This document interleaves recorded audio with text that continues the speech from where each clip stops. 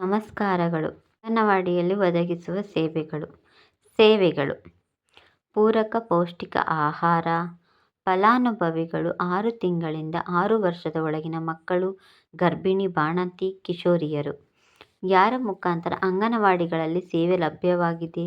ಅಂಗನವಾಡಿ ಕಾರ್ಯಕರ್ತೆಯರು ಮತ್ತು ಸಹಾಯಕಿಯರು.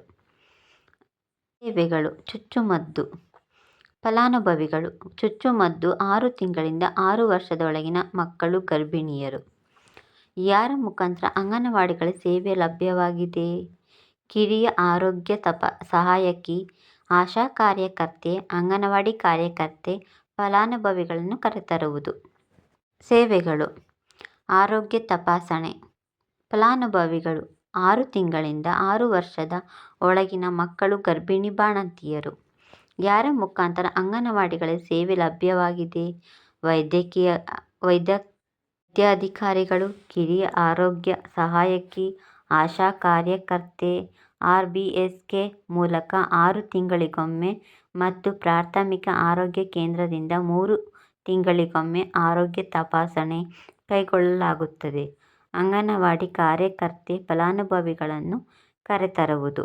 ಸೇವೆಗಳು: ಮಾಹಿತಿ ಸೇವೆ.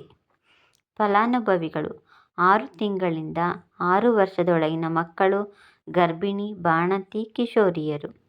ಯಾರ ಮುಖಾಂತರ ಅಂಗನವಾಡಿಗಳಲ್ಲಿ ಸೇವೆ ಲಭ್ಯವಾಗಿದೆ? ವೈದ್ಯಾಧಿಕಾರಿಗಳು, ಪ್ರಾಥಮಿಕ ಆರೋಗ್ಯ ಸುರಕ್ಷತಾ ಅಧಿಕಾರಿ, ಆಶಾ ಕಾರ್ಯಕರ್ತೆ, ಅಂಗನವಾಡಿ ಕಾರ್ಯಕರ್ತೆ. ಸೇವೆಗಳು: ಶಾಲಾ ಪೂರ್ವ ಶಿಕ್ಷಣ. ಫಲಾನುಭವಿಗಳು 3 ರಿಂದ 6 ವರ್ಷದ ಮಕ್ಕಳು. ಯಾರ ಮುಖಾಂತರ ಅಂಗನವಾಡಿಗಳಲ್ಲಿ ಸೇವೆ ಲಭ್ಯವಾಗಿದೆ? ಅಂಗನವಾಡಿ ಕಾರ್ಯಕರ್ತೆಯರು. 0 ರಿಂದ 3 ವರ್ಷದ ಮಕ್ಕಳ ಪೋಷಕರಿಗೆ ಮನೆಯಲ್ಲಿಯೇ ಶಿಕ್ಷಣ ಕೊಡಲು ತಿಳುವಳಿಕೆ ನೀಡುವುದು. ಸೇವೆಗಳು: ಪೌಷ್ಟಿಕತೆ ಮತ್ತು ಆರೋಗ್ಯ ಶಿಕ್ಷಣ. ಫಲಾನುಭವಿಗಳು 15 ರಿಂದ 45 ವಯಸ್ಸಿನ ಮಹಿಳೆಯರು, ಕಿಶೋರಿಯರು. ಯಾರ ಮುಖಾಂತರ ಅಂಗನವಾಡಿಗಳಲ್ಲಿ ಸೇವೆ ಲಭ್ಯವಾಗಿದೆ?